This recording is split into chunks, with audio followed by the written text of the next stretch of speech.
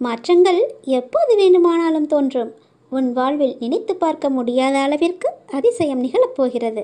ஆனந்தத்திலும் மகிழ்ச்சியிலும் நிம்மதியிலும் நீ திகைக்கப் போகிறாய். உன் கண்ணிலிருந்து கண்ணீர் தாரை தாரையாக ஆனந்த கண்ணீர் வரப்போகிறது. உன்னுடைய காத்திருப்பு நாட்கள் எல்லாமே முடிந்துவிட்டன. இனி உனக்கு சந்தோஷம் மட்டுமே வரப்போகிறது. பல உறவுகள் உன்னை பள்ளத்தில் தள்ளிவிட நினைத்தாலும் உனக்கு அனைத்து பலமாக இருந்து எவரும் உன்னை தொட்டுவிட முடியாத அளவிற்கு நான் உன்னை உயர்த்தி காட்டப் போகிறேன். அதனால் கவலையை விடு. ஏன் இப்படி கவலையாகவே அமர்ந்திருக்கிறாய்? இன்றோடு உன் துன்ப துயரம் எல்லாமே முடிந்துவிட்டது. இனி மகிழ்ச்சியின் படியில் நீ கால வைக்கப் போகிறாய். உன்னை நான் ஒருபோதுமே கைவிட மாட்டேன். நீ கவலையை கொள்ளாதே. உன் கவலைகளை எல்லாவற்றையுமே நான் துடைப்பேன். என்னை நீ முழு மனதோடு ஏற்றுக்கொள். நீ முழு மனதோடு ஏற்றுக்கொண்டவர் என்று எனக்கு நன்றாகவே தெரியும். உன் வாழ்வில் விரைவில் அற்புதங்களை நிகழ்த்தவே நான் இருக்கிறேன் என்பதை நம்பு. உன்னுடைய உற்றார் உறவினர் நண்பர்களே உனக்கு துரோகம் இழைக்கிறார்கள் என்று வருந்தாதே. அது எப்படி எதிர்கொள்வது என்று நிதானமாக யோசித்து அறிந்து கொள். நட்பு பாசம் இல்லாமல் பணம் ஒன்றே குறிக்கோளாய் கொண்ட வியாபாரிகளான இவர்களுக்காக கவலைப்படாமல் உன் மனதை ரணப்படுத்திய நிகழ்வுகளை மறந்து உன் லட்சியத்தை அடைவதில் மட்டுமே நீ கவனம் செலுத்த வேண்டும். வாழ்க்கையில் சாதிக்க வேண்டுமென்றால் தேவையற்ற பேச்சை நீ குறைத்து தீர்க்கமான செயல்களில் மட்டுமே ஈடுபடு. இவைதான் உன் லட்சியத்தை அடைய செய்யும் உத்திகள். வாழ்க்கையில் தோற்றுக்கொண்டே இருக்கிறோமே என்று கவலை கொள்ளாதே. வெற்றி பெற வேண்டும் என்ற நம்பிக்கையும் உணர்வும் வாழ்வில் தோற்றதற்கான தவறை உணர்ந்து மறுபடியும் அத்தவறு நிகழாமல் செயல்பட்டால் நீ வாழ்க்கையில் வெற்றி பெறுவது உறுதி. நீ செய்யும் எந்த ஒரு காரியத்திலும் மற்றவர்களுக்கு எந்த வகையிலும் துன்பம் ஏற்படாதவாறு யோசித்து செயல்படு. ஒருவருக்கு துன்பம் இழப்பதற்கு முன் அத்துன்பம் வேறு ஒருவர் மூலம் உனக்கு வந்தால் எப்படி இருக்கும் என்று யோசி. எப்பொழுதும் நீ உன் தவறை ஒப்புக்கொள்ள முன்வருகிறாயோ அப்போது நீ மனசாட்சி கொண்டவனாகிறாய். செய்த தவறை மீண்டும் மீண்டும் செய்யாமல் நீ பார்த்துக்கொள். என்னுடைய வார்த்தைகள் மீது நம்பிக்கை வை. நான் சொல்வது போல செய். உனக்கு எப்போதுமே என்னுடைய அருள் என்றைக்குமே இருக்கும். முயன்று பார்க்காமலேயே முடிந்து விட்டதாக நீ நினைக்கிறாய். அப்படி நினைக்காதே. வாழ்ந்து பார். அந்த வாழ்க்கையே உன் வசப்படும். உன்னுடன் நான் எப்போதுமே இருப்பேன். நீ இத்தனை நாட்களாக எதுக்காக நீ காத்திருந்தாயோ அது நிச்சயமாகவே நிறைவேறும். சந்தோஷம் மட்டுமே உனக்கு கிடைக்கும். உன் அப்பா நான் சொல்கிறேன், நல்லது நடக்கும். உன்னுடைய பாரங்களை எனது பாதத்தில் நீ சமர்ப்பித்து விடு. இதற்காகவும் கலங்காமல் தைரியமாக இரு. வெகு நாட்களாகவே நிறைவேறாமல் இருக்கும் ஒரு காரியம், நீ என்னிடம் கேட்டுக்கொண்டிருந்த ஒரு விஷயம் நடக்குமா நடக்காதா என யோசித்துக் கொண்டிருந்த நினைவுகள் எல்லாமே இப்போது நடக்கப் போகிறது. நீ எதிர்பார்த்தது இப்போது கைகூடி வரப்போகிறது. நீ துயரத்தில் இருந்து விடுபடப் போகிறாய். வீணாக வருத்தப்படுவதை விட்டுவிடு. உனது வாழ்க்கைக்கு நானே பொறுப்பு. உனக்கு நல்ல வாழ்க்கையை நானே உனக்கு அளிப்பேன். வருத்தப்படாமல் பொறுமையாக ஏறு. கர்ம வினையை இப்போது நீ அனுபவித்துக் கொண்டிருக்கிறாய். பல இழப்புகள் எல்லாம் நீ சந்தித்து விட்டாய். உன்னை சுற்றியுள்ள உறவுகளே உன்னை அவமானப்படுத்தி விட்டனர். உன்னை சுற்றியுள்ளவர்கள் எல்லாம் உன்னை எதிர்த்து கொண்டிருக்கின்றனர். அனுபவித்த கஷ்டங்களை சொல்லக்கூட உனக்கு யாருமே இல்லை. உனது வாழ்க்கையை நிர்ணயிக்கப் போவது யார் என்று நினைத்து கொண்டிருக்கிறாய்? படைத்தவர் தானே. உன் வாழ்க்கையை நிர்ணயித்தது நான் தான். நான் உனது வாழ்க்கை தரத்தை மாற்றி அமைக்கப் போகிறேன். அது என்னுடைய பொறுப்பு. நீயும் உன் குடும்பமும் உன்னுடைய பேர குழந்தைகள் உன்னுடைய வம்சாவளி என எல்லாமே நன்றாகவே செழிக்கப் போகிறது. நீ கேட்கும் போதும் கேட்காத போதும் நான் உனக்கு அள்ளி அள்ளி தர காத்திருக்கிறேன். எதுவுமே நிரந்தரமில்லை. உனக்கு என்ன வேண்டும் என்றும் உனக்கு எது தேவையில்லாது என்றும் எனக்கு நன்றாகவே தெரியும். உனக்கு தேவையானதை நானே உனக்கு அள்ளி அள்ளி தருகிறேன். எதுவும் நிரந்தரமில்லை என்று நினைத்துக்கொள். எதையும் வெளிக்காட்டாமல் இருக்கும் உனது நற்குணம் எனக்கு பிடித்திருக்கிறது. உன்னை பாதுகாத்து கரை சேர்ப்பது என்னுடைய பொறுப்பாக நான் ஏற்றுக்கொள்கிறேன். எனது பொறுப்பு. நீ தன்னம்பிக்கை இழந்து விடாதே. நான் இருக்கிறேன். உன்னுடைய இலக்கு எது என்று நினைக்கிறாயோ அதை நோக்கி நீ பயணப்படு. உனக்கு துணையாக இந்த நான் குரு இருக்கிறேன். உன் கஷ்ட காலங்கள் எல்லாமே உனக்கு முடிவுக்கு வந்த நேரம் இது. நீ இழந்த அனைத்துமே உன்னிடம் வந்தடையும் நேரம் வந்துவிட்டது. இந்த கடந்து போன கடினமான நாட்களிலும் என்னை மறவாமல் நீ இருக்கிறாயே, அது எனக்கு மிகவும் பிடித்திருக்கிறது. நீ இப்படி இருப்பதை பார்த்து நான் பெருமிதப்படுகிறேன். என் கண்களிலிருந்து கண்ணீர் அருவியாக பெருகுகிறது. நான் இருக்க உனக்கு என்ன துன்பம் வந்துவிடும்? உன்னை எப்படி நான் கைவிடுவேன்? உன்னுடைய வாழ்க்கை எல்லோரும் பார்த்து வியக்கும் வண்ணம் நான் மாற்றி காமிக்கிறேன். மற்றவர் எல்லோருக்குமே நீ உதாரணமாக இருக்க போகிறாய். நீ நினைத்த நல்ல செயல்கள் இப்போது நன்றாகவே உனக்கு பலன் தர ஆரம்பித்து விட்டது. நீ நன்றாகவே இருப்பாய். நீ நினைத்தது அனைத்துமே நடக்கப் போகிறது. நீ உயர்நிலையை அடைய எடுக்கும் முயற்சிகள் எல்லாமே வெற்றி பெறும். உனக்கு நல்ல நேரம் வந்து விட்டது. இனி உன் வீட்டில் சுபகாரியங்கள் நடக்கும். நீ கேட்டது மெல்ல மெல்ல உன் துன்பங்கள் முடிந்து நீ கேட்டது உனக்கு கிடைக்கப் போகிறது. உன்னை நான் கடன் பிரச்சனையில் இருந்தும் கஷ்டத்தில் இருந்தும் நோயிலிருந்தும் விடுதலை கிடைக்கும்படி செய்ய போகிறேன். அப்பா, எனக்கு மன நிம்மதி வேண்டும். நீயே எங்களை துணை இருந்து காத்தருள வேண்டும். நீயே துணை நிற்க வேண்டும். என்னுடைய அனைத்து பிரச்சனைகளுக்கும் தீர்வை தர வேண்டும். நீங்களே எல்லா வேளையிலும் துணையாக இருந்து எந்த பிரச்சனையும் இல்லாமல் அருள் புரிய வேண்டும். எனக்கு வர வேண்டிய கடன் நிலுவைத் தொகை எல்லாமே எனக்கு உடனடியாக வர வேண்டும். என்னை பழி வாங்குகிறார்கள். உன்னுடைய உடல் நலம் எல்லாம் சீராக வேண்டும் என்று என்னிடம் நீ வேண்டிக் கொள்கிறாய். கவலைப்படாதே, நான் உன்னை பூரணமாகவே குணமடைய செய்கிறேன். நீ பூரண குணமடைய வேண்டும். என்னுடைய கர்ம வினைகளை எல்லாம் போக்கி நல்லதை நடக்கும் என்ற உங்கள் மேல் நம்பிக்கை இருக்கிறது என்று நீ சொல்லி இருந்தாய் அல்லவா? உன்னுடைய நம்பிக்கையை நான் வீணடிக்க மாட்டேன். நிச்சயமாகவே நான் எல்லாவற்றையுமே சரி செய்கிறேன். எல்லாவற்றையுமே நானே பார்த்துக் கொள்கிறேன். உனக்கு எந்த கெடுதலும் இல்லாமல் இடையூறும் இல்லாமல் அதை நான் பார்த்துக் கொள்கிறேன். உனக்கு சதி செய்தவர்களையும், சதிகாரியாக இருக்கட்டும் சதிகாரனாக இருக்கட்டும், அவர்களை நானே பார்த்துக் கொள்கிறேன். உனக்கு தேக பலத்தையும் வாழ பலத்தையும் உனக்கு உடம்பில் தேவையான சக்தியையும் நானே தருகிறேன். நீ நிச்சயமாகவே நன்றாக இருப்பாய். உன் மனதில் உள்ள இயக்கங்களும் பரிதவப்பும் அறியாமல் நான் இருப்பேன் என்று நினைக்கிறாயா? உன் மன வழியை சோதிக்கும் அளவிற்கு எல்லா நிகழ்வுகளுமே இதுவரை நடந்தன. அவைகள் எல்லாமே இனி ஒன்றன் பின் ஒன்றாக தாங்கி பிடிக்க முடியாமல் தானாகவே அது ஓடிவிடும். இன்று நீ தாங்க வலு இல்லாமல் சோர்ந்து போயிருக்கும் உன்னை நான் எப்படி பார்த்து கொண்டு சும்மா இருப்பேன்? எல்லாமே சுகமாகிவிடும் என்று சொல்கிறீர்கள். ஆனால் என் வழிகள் அப்படியே இருப்பது போன்றுதானே உணர்கிறேன் என்கிறாயா? எல்லா மனிதர்களுக்கும் நேர்மறை எதிர்மறை காலம் என 2 காலங்கள் இருக்கின்றன. நேர்மறை காலங்களில் என் உதவி எளிதிலே கிடைத்துவிடும். ஆனால் எதிர்மறை காலத்திலோ நீ என் பார்வையில் தான் இருப்பாய் என்பதை நீ மறந்து விடாதே. ஆனால் மனம் என்ற மாய உலகம் அந்த எதிர்மறையின் கட்டுப்பாட்டில் தான் இருக்கும். உன் மனதில் நான் சிம்மாசனம் போட்டு அமர்ந்து கொண்டிருக்கிறேன். நான் இருந்து உன்னை அதிலிருந்து உன்னை காப்பாற்றி விடுப்பேன். நீ காப்பாற்றி கொண்டும் இருப்பேன் என்பதை நீ நம்ப வேண்டும். அப்போதுதான் என்னுடைய அருள் முழுவதுமாக உனக்கு கிடைக்கும். அமைதியான நிலையில் இருந்து என்னை நீ கவனி. உனக்கு நல்லது கிடைக்கும், நல்லது நடக்கும். உங்களுடைய காரியம் கைகூட போகிறது. என்னிடம் அடைக்கலம் தேடி வந்தாய் அல்லவா? அப்படி வந்தவரை நான் நிவாரணம் தராமல் அனுப்புவதே இல்லை.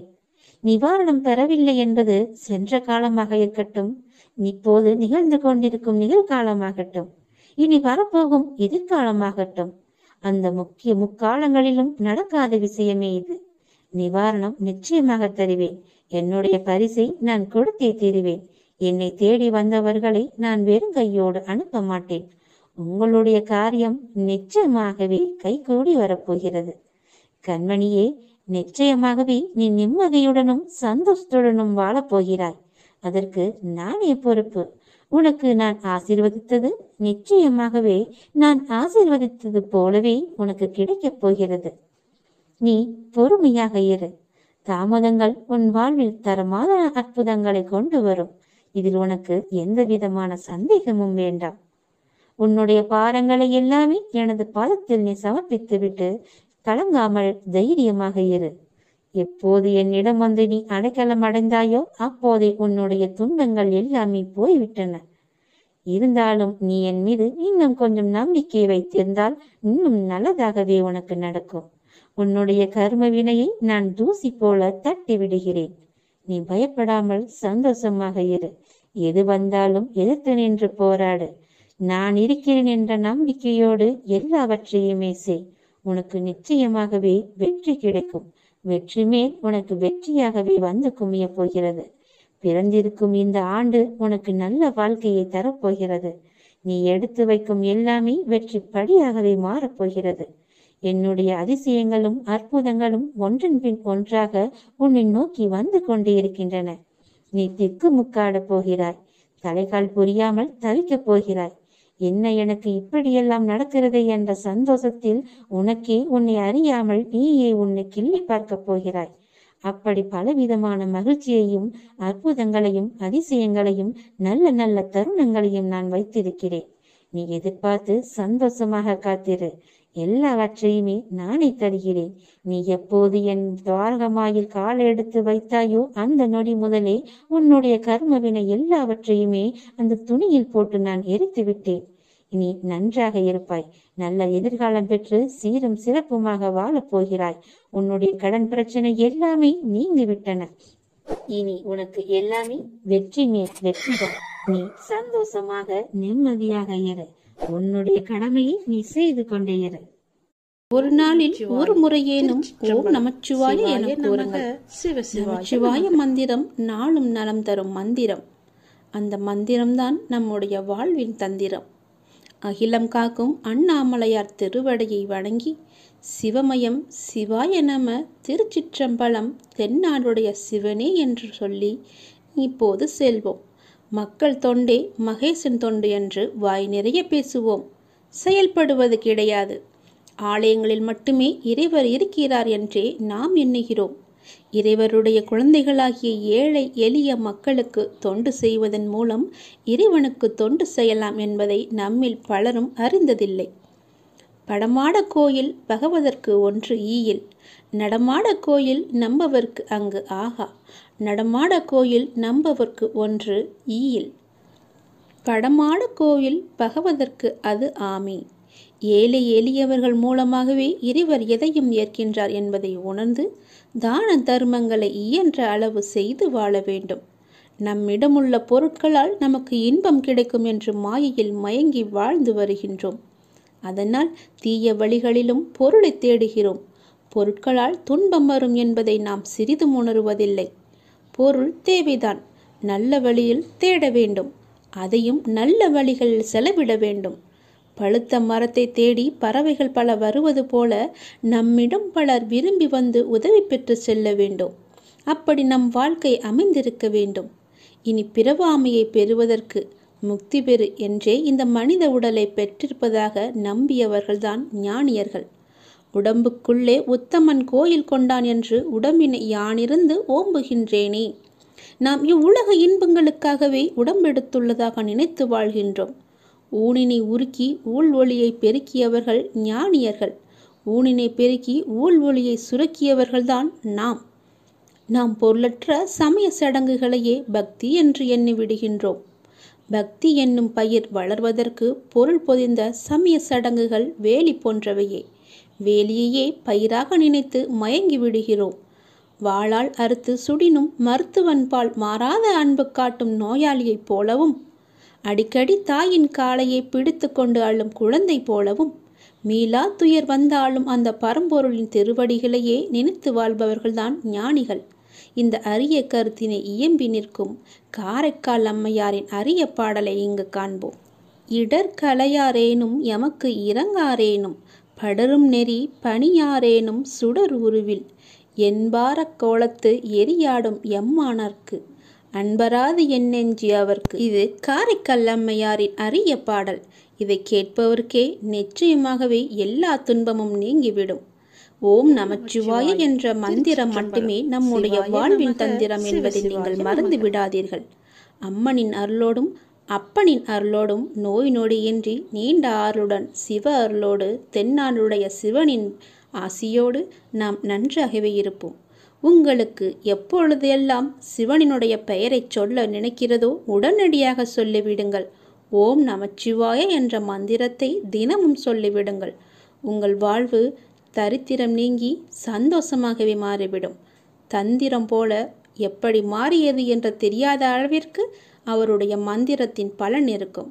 ஒரு முறையாவது ஓம் நமச்சிவாய என்ற மந்திரத்தை சொல்லிவிடுங்கள். இறைவன் தந்த அற்புதமான வாழ்வின் ஒவ்வொரு நாளையும் இறை அருளுடன் நாம் தொடங்குவோம். உங்களிடம் வேறு எதுவும் இல்லாவிட்டாலும் இறைவன் அருள் இருந்தால் மற்ற அனைத்துமே உங்களை தேடி தானாக வரும். வாழும் ஒவ்வொரு நிமிடமும் இறை சிந்தனையுடன் இருங்கள். இறை சிந்தனை உள்ள பொழுது விழிப்புணர்வுடன் ஒவ்வொரு செயலையுமே நன்றாக துல்லியமாக எந்த குறையும் இல்லாமல் செய்ய முடியும். விழிப்புணர்வுடன் நீங்கள் செய்யும் எந்த செயலும் தவறாவதற்கு வாய்ப்பே கிடையாது. விழிப்புணர்வுடன் செய்யும் செயல்கள் நிச்சயம் ஒரு நாள் வெற்றியை தரும்.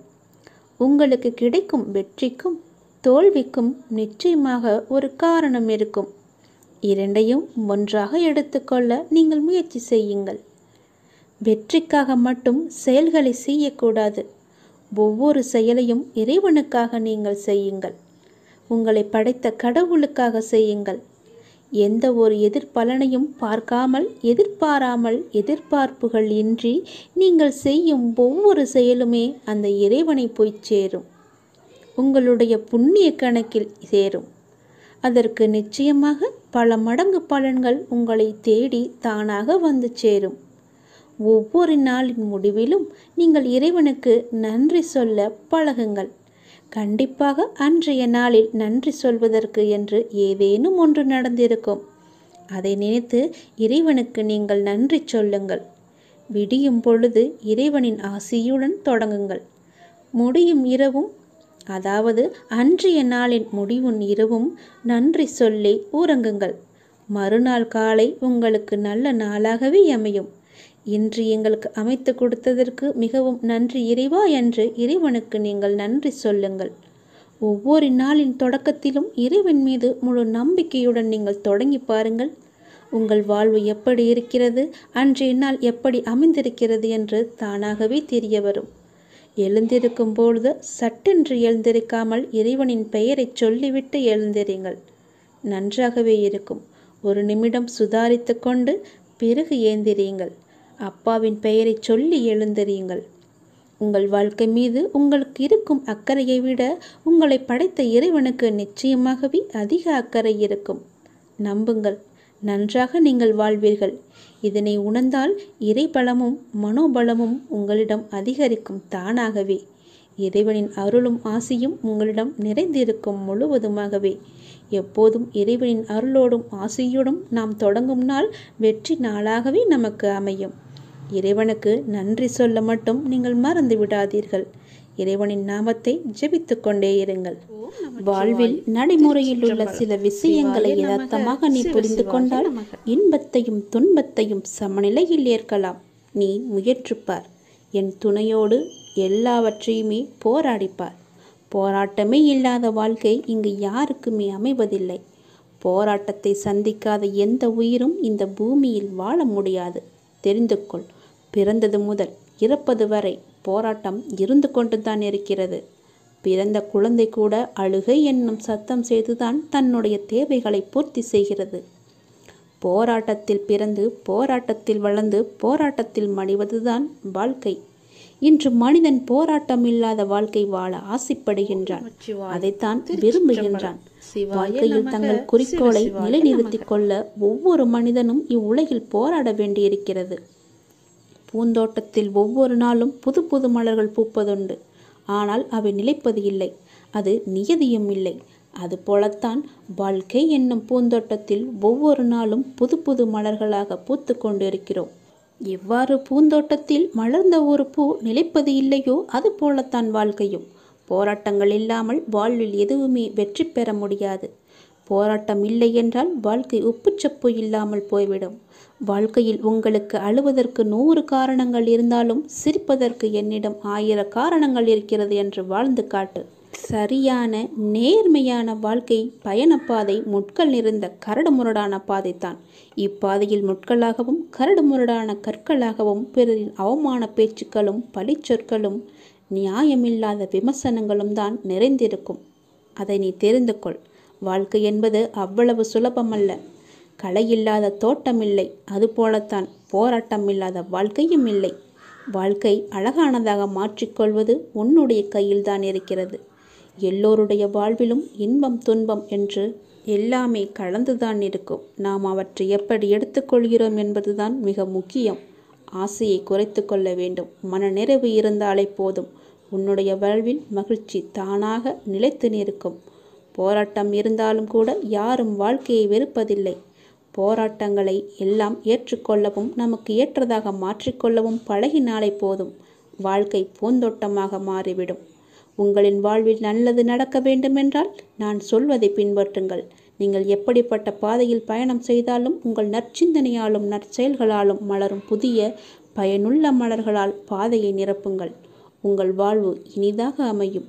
நீங்கள் வாழ வாருங்கள். என்னுடைய ஆசையுடன் நீங்கள் போராட்டத்தில் குதிக்க தயாராக இருங்கள். என் துணை உனக்கு உண்டு. எப்போதுமே நாம் ஒரு குடும்பத்தில் இருக்கோம். அந்த குடும்பத்தில் எப்போதுமே பரஸ்பர அன்பு நிலச்சிருக்கட்டும். சண்டை இல்லாத வீட்டில் லட்சுமி தங்குவாள். பெரும் பணக்காரன ஒரு வியாபாரியின் வீட்டில் செல்வத்திற்கு பஞ்சமே கிடையாது. எல்லா செல்வமும் அவர் வீட்டில் கொட்டி கிடந்தது.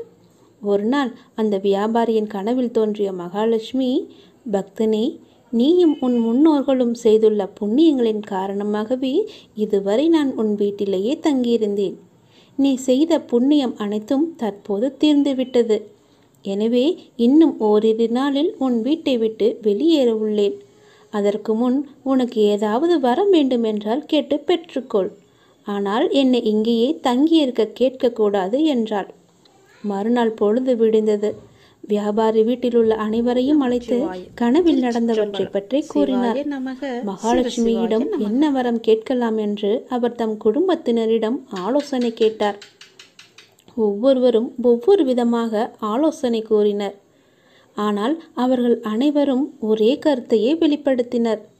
நவரத்தினங்களை வரமாக கேளுங்கள், ஏராளமான பொற்குவியல்களை கேளுங்கள், நிறைய உணவுப் பொருட்களை கேளுங்கள், மாட மாளிகைகள் பலவற்றை கேளுங்கள் என்று அடுக்கிக் கொண்டே போனார்கள். அப்போது அந்த வீட்டின் கடைசி பெண் தன் தந்தையிடம், அப்பா, நமக்கு தேவையான பொன், வைரம், வைடூரியம், மாணிக்கம், வீடு என எவற்றையும் வரமாக கேட்டு வாங்கினாலும் அது நம் வீட்டில் நிலைக்கப் போவதில்லை. ஏனெனில் எப்போதும் நம் வீட்டில் இருந்து மகாலட்சுமி வெளியேறப் போகிறாளோ, அவர் வெளியேறியவுடன் அவளது ஐஸ்வர்யம் பொறிந்த இந்த 5 பொருட்களுமே, எல்லா பொருட்களுமே வெளியேறிவிடும் அல்லது நிலைக்காமல் போய்விடும். எனவே எப்போதும் எங்கள் வீட்டில் பரஸ்பரம் அன்பு நிலைந்திருக்கும்படி வரம் அருளுங்கள் என்று மகாலட்சுமி தேவியை கேளுங்கள் என்று கூறினாள் இந்த கடைசி பெண். இளைய மகள் கூறியதே சரியென்று வியாபாரிக்கு தோன்றியது. அதையே இறுதி முடிவாக கொண்டு இரவு தூங்கச் சென்றார் அந்த வியாபாரி. அன்றைய தினம் இரவில் அவர் கனவில் மகாலட்சுமி தோன்றினாள்.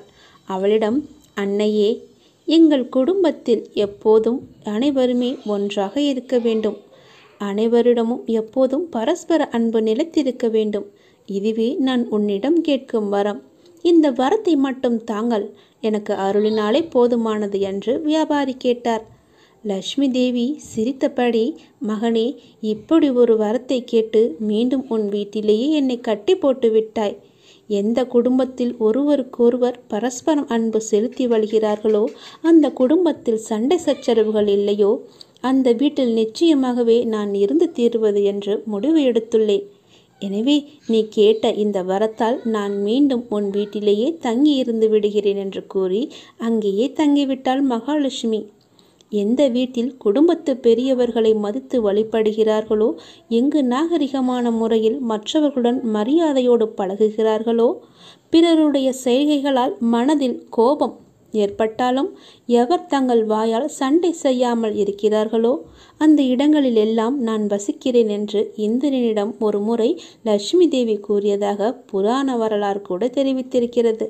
ஆகையால் லட்சுமி கடாட்சம் பெற விரும்புபவர்கள் சண்டை போடுவதை தவிர்த்து விடுங்கள். பொறுமையை கையாளுங்கள். திருப்தியை கொண்டுங்கள். இன்பத்தை இன்பமாக ரசியுங்கள். இரக்கத்தை கொள்ளுங்கள். மன்னித்தலை விட மிக பெரிய ஆயுதமே கிடையாது. எல்லாவற்றையும் மன்னிக்க பழகுங்கள். சண்டை சச்சரவு இல்லாமல் இருங்கள். எல்லோரிடமும் அன்பு கொள்ளுங்கள். தோல்விகள் பல சூழ்ந்தாலும் இருளை விளக்கும் கதிரவன் போல அதனை நீக்கி அடுத்தடுத்த வெற்றி படியில் காலடி எடுத்து வைக்க வேண்டும். முடியும் வரை தோற்கக்கூடாது. முடியும் வரை ஜெயித்து கொண்டே இருக்க வேண்டும் என்ற எண்ணத்தோடு செயல்படுங்கள். உங்கள் வீட்டில் லட்சுமி தேவி, மகாலட்சுமி உங்கள் வீட்டில் நிரந்தரமாகவே வாசம் செய்வாள். எப்போதும் எல்லோரிடமும் அன்பாக புன்முறுவலுடன் பேச வேண்டும். சண்டை சச்சரவு இல்லாமல் எந்த குறையும் இல்லாமல் இருக்கும் இடத்தில் மகாலட்சுமி நிச்சயமாகவே வாசம் செய்வாள் என்பது உறுதி. உங்கள் வீட்டிலும் மகாலட்சுமி வாசம் செய்யட்டும். வீட்டில் எப்போதுமே அதிர்ந்து பேசக்கூடாது. எப்பொழுதும் அமைதியான முறையிலே பேசி பழக வேண்டும். எல்லோரிடமும் அன்பாக பேசி பழக வேண்டும். சண்டை என்று வந்தால் ஒருவர் விட்டு கொடுத்து செல்லலாம். ஒருவர் வாயை மூடி இருந்தாலே அந்த வீட்டில் நிச்சயமாகவே சண்டை வராது. நல்லதே நடக்கும். மகாலட்சுமி வாசம் செய்வாள் உன் வீட்டில்.